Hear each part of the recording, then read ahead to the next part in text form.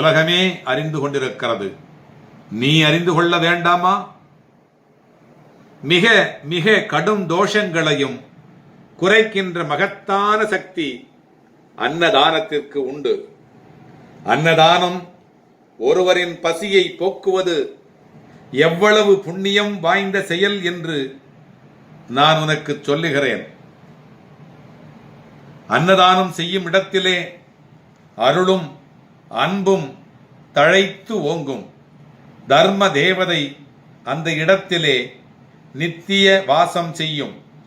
கல்வி, செல்வம், ஞானம், மகிழ்ச்சி என அனைத்து நன்மைகளும் உனக்கு கிடைக்கும். என்றும் நம்மை பாதுகாத்து தெய்வம் துணை நிற்கும். அன்னம் இட்டு புண்ணியம் செய்பவர்கள் அரசாங்கத்தால் மதிக்கப்படுவார்கள்.